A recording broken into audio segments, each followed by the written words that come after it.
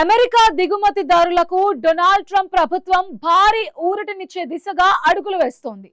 గతంలో జాతీయ అత్యవసర పరిస్థితిని అడ్డం పెట్టుకుని నిబంధనలకు విరుద్ధంగా వసూలు చేసిన సుంకాలను తిరిగి చెల్లించేందుకు వైట్ హౌస్ గ్రీన్ సిగ్నల్ ఇచ్చింది. సుమారు $166 బిలియన్ భారీ మొత్తాన్ని భారత కరెన్సీలో లక్షల కోట్ల రూపాయలను వ్యాపారులకు రిఫండ్ చేసే ప్రక్రియ వచ్చే సోమవారం ఏప్రిల్ 20 నుంచి ప్రారంభం కానుంది. సుప్రీంకోర్టు ఇచ్చిన చారిత్రాత్మక తీర్పుతో దిగివచ్చిన ప్రభుత్వం ఎటువంటి సాంకేతిక చిక్కులు లేకుండా ఎలక్ట్రానిక్ పద్ధతిలో నిధులు జమ చేసేందుకు సిద్ధమైంది.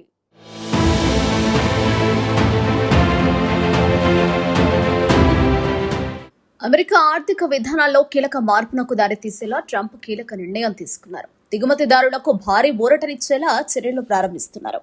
గతంలో విధించిన సుంకాలు చట్ట విరుద్ధమని తేలడంతో వాటిని తిరిగి చెల్లించే ప్రక్రియకు శ్రీకారం చుట్టింది. ఇది కేవలం ఒక పరిపాలన నిర్ణయం మాత్రమే కాదు, అమెరికా ఆర్థిక వ్యవస్థపై, అంతర్జాతీయ వాణిజ్యంపై గణనీయమైన ప్రభావం చూపే పరిణామంగా విశ్లేషకులు భావిస్తున్నారు.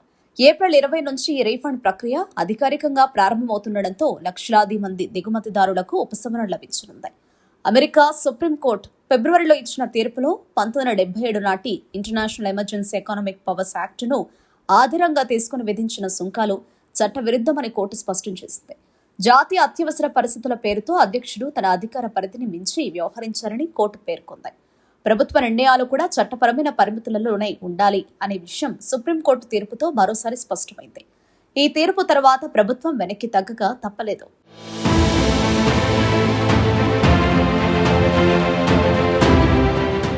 ఇప్పుడు ఈ సుంకాల రీఫండ్ ప్రక్రియను అమలు చేయడానికి US customs and border protection ప్రత్యేకంగా కొత్త వ్యవస్థను అభివృద్ధి చేసింది. దీనికి క్యాప్ అనే ఎలక్ట్రానిక్ ప్లాట్ఫామ్ను రూపొందించారు. ఈ వ్యవస్థ ద్వారా రీఫండ్ ప్రక్రియను వేగవంతం చేయాలని లక్ష్యంగా పెట్టుకున్నారు. గతంలో లాగే ఒక్కో ఎంట్రీకి విడిగా రీఫండ్ ఇవ్వడం కాకుండా ఇప్పుడు ఒకేసారి మొత్తంగా వడ్డీతో కలిపి డబ్బులు జమ చేయనున్నారు. ఇది దిగుమతిదారులకు పెద్ద ఊరటగా మారనుంది. గతంలో రీఫండ్ కోసం నెలల తరబడి వేచి చూడాల్సి వచ్చేది. దాదాపు $166 బిలియన్ వరకు డబ్బులు తిరిగి చెల్లించాల్సిందే. అంత పెద్ద మొత్తాన్ని ఒకేసారి విడుదల చేయడం వల్ల ఆర్థిక వ్యవస్థపై కూడా ప్రభావం పడే అవకాశం ఉంది. ఒకవైపు దిగుమతిదారులకు లాభం కలిగితే మరోవైపు ప్రభుత్వ ఖజానాపై ఒత్తిడి పడే అవకాశం ఉంది. అయినప్పటికీ కోర్టు ఆదేశాల మేరకు ప్రభుత్వం ఈ ప్రక్రియను అమలు చేయాల్సిన పరిస్థితి ఏర్పడింది. ఇక ఈ రీఫండ్ ప్రక్రియలో సాంకేతిక అంశాలు కూడా కీలకంగా మారాయి. సుమారు 53 మిలియన్ల దిగుమతి షిప్మెంట్లకు సంబంధించిన సుంకాలను లెక్కించాల్సి ఉంది. ఈ ప్రక్రియలో ఇప్పటి వరకు 3.30 లక్షలకు పైగా దిగుమతిదారులు ఉన్నట్లు గుర్తించారు. ఇప్పటికే ఏప్రిల్ 9 నాటికి దాదాపు 56,497 మంది తమ ఎలక్ట్రానిక్ రీఫండ్ ప్రక్రియను పూర్తి చేసుకున్నారు.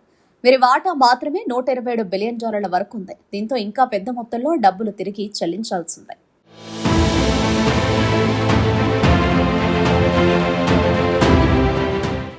అయితే అన్ని కేసులు సులభంగా పరిష్కారం కావడం లేదు. సుమారు $2.9 బిలియన్ విలువైన కొన్ని క్లిష్టమైన ఎంట్రీలు ఉన్నాయి. వీటికి మాన్యువల్ ప్రాసెసింగ్ అవసరం. దీనివల్ల సిబ్బందిపై అదనపు పనిభారం పడే అవకాశం ఉందని అధికారులు చెబుతున్నారు. ట్రంప్ ప్రభుత్వం నుంచి వస్తున్న ఈ నిర్ణయం అమెరికా వ్యాపార రంగంలో కొత్త ఉత్సాహాన్ని నింపింది. యుద్ధ పరిస్థితులు, ఆర్థిక అనిశ్చితి మధ్య ఈ భారీ నగదు వాపసు రావడం వల్ల మార్కెట్లోకి లిక్విడిటీ పెరుగుతుందని, ఇది అమెరికా ఆర్థిక వ్యవస్థకు బూస్ట్ ఇస్తుందని నిపుణులు భావిస్తున్నారు.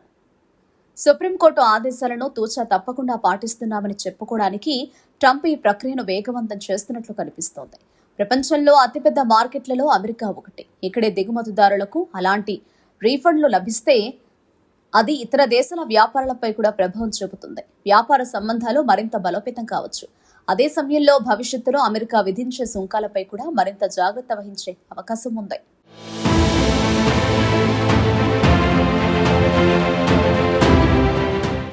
మొత్తానికి అమెరికా సుప్రీంకోర్టు తీర్పుతో దిగుమతిదారుల పోరాటం ఫలించింది. ఏప్రిల్ 20 నుంచి ప్రారంభమయ్యే ఈ రీఫండ్ల పర్వం అమెరికా వాణిజ్య చరిత్రలో ఒక అతిపెద్ద నగదు వాపసు ప్రక్రియగా నిలిచిపోనుంది.